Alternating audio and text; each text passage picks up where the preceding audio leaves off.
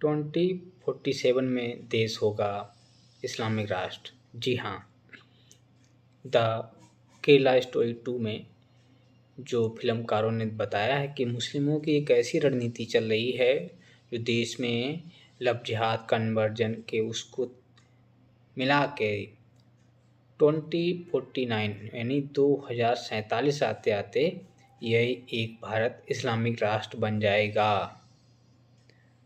शरिया कानून लागू होगा। जहाँ पर भाजपा बीजेपी सरकार नरेंद्र मोदी योगी भारत को 2047 तक विकसित राष्ट्र विश्व गुरु भारत को बनाने की बात करते हैं और उसी को लेके आगे योजनाएं बन रही हैं। देश को प्रगतिशील सशक्त और अनेक प्रकार से सुविधा युक्त बनाने का कार्य चल रहा है। पर वहीं बात करें मुस्लिमों, कुछ कट्टरपंथी इस तरह की मानसिकता उनके अंदर पनप रही, ऐसा फिल्म में दिखाया गया है। फिल्म की कहानी 3 लड़कियों की है जो आगरा, केरला और राजस्थान की हैं, जहाँ पर मुस्लिम लड़के पैसों के लिए और कन्वर्जन के लिए उनसे झूठा नाम रखकर उनसे प्रेम करते हैं और बाद में फिर उनसे धर्म कन्वर्जन कराते हैं और किस तरह वो धीमे धीमे उनका मानसिक स्तर पर शोषण होता है और उनको बुर्का बीफ खिलाया जाता है। बहुत ही ऐसी बहुत सारी घटनाएं होती हैं। पीड़ित पिता बेटी के पिता परेशान होते हैं। उनको दिल्ली में जो फ्रिज में काट के रख दिया था एक लड़की को, मुस्लिम को, उस तरह की घटना उस समय उसको भी उसमें जिक्र किया गया है। कहानी का मेन मोटिव ये है कि मुस्लिम किस तरह भारतीय महिलाओं लड़कियों का कन्वर्जन करते हैं, किस तरह लव जिहाद का बहुत बड़ा गैंग पूरे भारत में चल रहा है, यही दिखाने का काम किया है पिक्चर ने। पिक्चर में दिखाया गया है कि किस तरह बीफ खिलाया जाता है, किस तरह लड़कियों को झूठे वादे और बहुत उसमें फंसाया जाता है, किस तरह से कि लड़कियों के पास पहुंचते हैं मुस्लिम लड़के। बहुत सी ऐसी घटनाएं हैं। इससे पिछली वाली मूवी भी जो आई केरला स्टोरी, इसमें आदा शर्मा थी, उसमें भी दिखाया गया था 4 लड़कियों की स्टोरी थी जिसमें किस तरह से कन्वर्जन होता है। फिर बाद में उसको सीरिया ले जाया जाता है वहाँ पे, किस तरह जिस्म फरोशी होती है। इसी तरह इसमें भी दिखाया जाता है। अगर ब्राह्मण, इसमें एक डायलॉग है कि ब्राह्मण की लड़की के 12 लाख रुपए मिलते हैं, इस तरह का। और जो एक लड़की होती है वो दलित होती है, उसको कम पैसे मिलते हैं, तो उसका जिस्म बेचा जाता है। उसकी जो लड़का की अम्मी, मतलब बहुत सारी होती हैं अम्मी बोलते हैं, तो वो जिस्म फरोशी का व्यापार उस लड़की से शुरू कर देते हैं। वही बचती पाती, वो स्पोर्ट्स की खिलाड़ी होती है। आगरा की स्टोरी है, तो वो लड़की वहाँ से बच पाती है, वो थाने पहुँचती है। फिर उनको पता चलता है घर वालों को, तो वो पुलिस बुलडोज़र लेके पहुँचती है, जहाँ पे योगी सरकार का बुलडोज़र का भी एक्शन दिखाया गया है। बहुत अच्छे गाने हैं इसमें, बहुत अच्छे से फिल्माए गए हैं। इसका प्रीमियर में कल देख कर आया था, तो उसमें यही है कि लव जिहाद की तरफ किस तरह हमारी बहन बेटियाँ जा रही हैं, उस तरफ ध्यान आकर्षण करने के लिए इस मूवी को बनाया गया है। दर्शकों के लिए फिल्मकारों ने एक सोशल इश्यूज को लेकर ये मूवी बनी है। एक बात बताएं कि मतलब जब ये फिल्म लाइन जब शुरू हुई भारत में, जब फिल्म विकसित हुई और अलग अलग तरह से ब्लैक एंड वाइट के बाद कलर और इस तरह के स्टोरी बनने आई, सबसे पहले सोशल इश्यूज और अच्छी कहानियाँ, मतलब भारत के इतिहास और भारत की संस्कृति को जानने के लिए इन फिल्मों का निर्माण किया जाता था। जैसे राजा हरीशचंद्र के ऊपर जो मूवी बनी थी, वो राजा हरीशचंद्र उनके सत्य मतलब वचन के लिए अपने राजपाट को न्योछावर कर दिया। रामायण, बी आर चोपड़ा की, और भी महाभारत, इस तरह की चीज़ों से ही भारत सिनेमा स्टार्ट हुआ। यानी सिनेमा के थ्रू लोगों को एक मैसेज देना कि हम किस प्रकार के हैं, हमारी अच्छाइयाँ पहुँचे लोगों को और बुराइयाँ ख़त्म हों। तो राजा हरिश्चंद्र दादा साहेब फाल्के जी ने ये मूवी पहली बार भारत में मूवी बनाई थी। उसमें बताया जाता है कि महिला का किरदार भी एक पुरुष ने निभाया था, मतलब इस तरह का चलता है।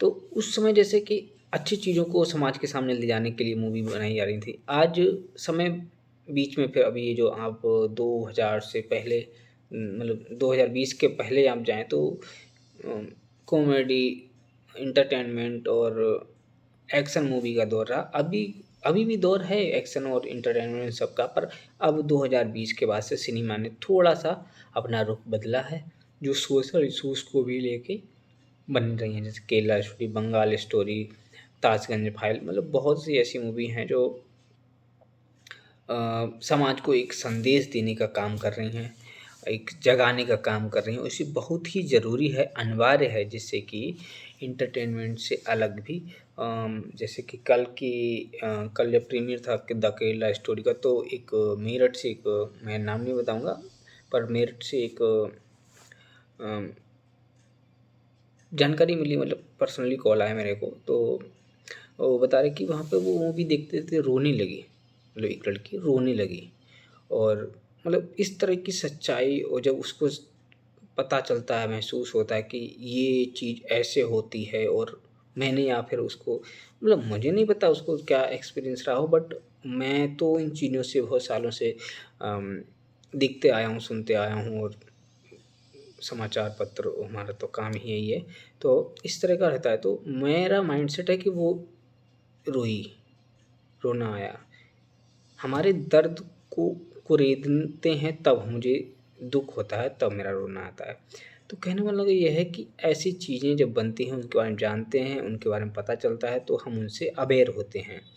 हम गलतियाँ ना करें, इसका मतलब ये सीख की ज़रूरत नहीं होती, हमें पता लगना, हमें जानकारी होना, तब भी हम समझ सकते हैं, सुधर सकते हैं। तो द केरला स्टोरी आप भी जाइए, सभी लोगों को जाके देखनी चाहिए।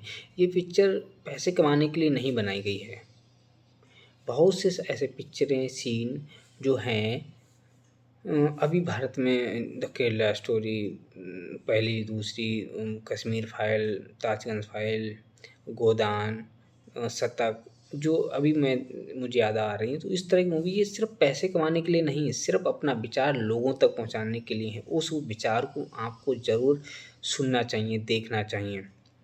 ये फ़िल्में आने वाले समय में आप टाइम देख लो कि हम अगर ये नहीं जान पाएँगे कि क्या सही है, क्या गलत है, तो हम डिसीज़न कैसे ले पाएँगे? हमारा दिमाग, हमारा ये सोच वहीं तक बढ़ पाती है जहाँ तक हम देखते हैं, सुनते हैं और महसूस करते हैं।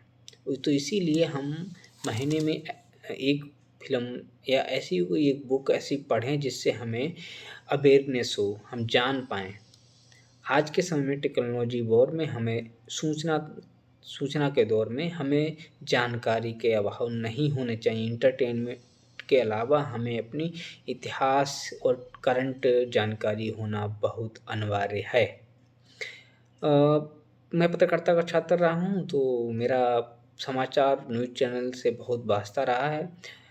पर मैं कुछ समय के लिए अपने फ़ोन से दूर सिर्फ़ सूचना के लिए ही एंटरटेनमेंट का 1-2 घंटे लगाता ही हूँ। 24 घंटे में 1 से 2 घंटे अपना जानकारी के लिए, समाचार कहाँ क्या चल रहा है, इसके लिए मैं निकालता हूँ। क्यों? क्योंकि यही एक हमारे जैसे हमको भूख लगती है, हम खाना खाते हैं, पानी पीते हैं, ऐसे ही हमारे दिमाग को एक नई से नई जानकारी देना भी एक भूख है, उसकी भी ज़रूरत होती है, नहीं तो ये फालतू चीज़ें दिमाग में भर लेगा।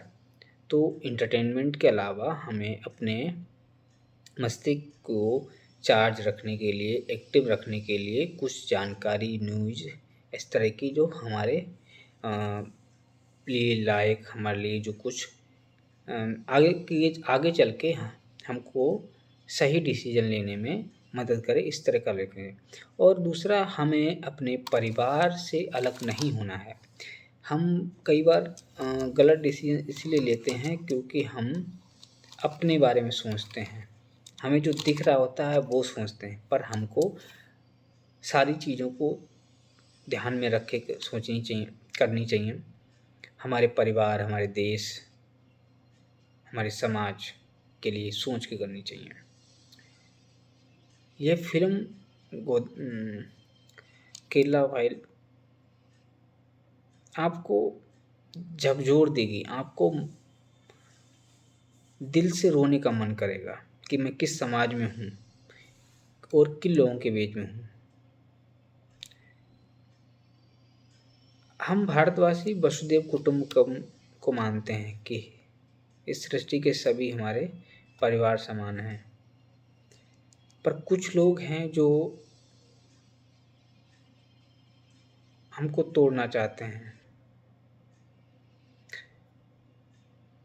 इस्लामिक राष्ट्र बनाना चाहते हैं, शरिया कानून लाना चाहते हैं, जहाँ पर मुस्लिमों में 4-4 शादी अलाउ हैं और तलाक देने के बाद हलाला, खतना, बहुत सी भी मतलब एक किस प्रकार से उनके अंदर दरिंदा उस फ़िल्म में भी दिखाया गया है कि बॉडी को पूरी नहीं ले जा सकते तो इसको पीस-पीस करके ले चलते हैं। पूरा परिवार आधे-आधे पीस करके ले जाते हैं और काट के गाड़ देते हैं। तो जाइए आप लोग, देखिए और समझिए और विचार कीजिए कि क्या हम 2047 में हिंदू राष्ट्र, विश्व गुरु भारत बनेंगे या फिर इस्लामी राष्ट्र।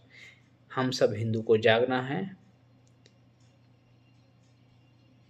दूषित शक्तियों का हमें डट के सामना करना है।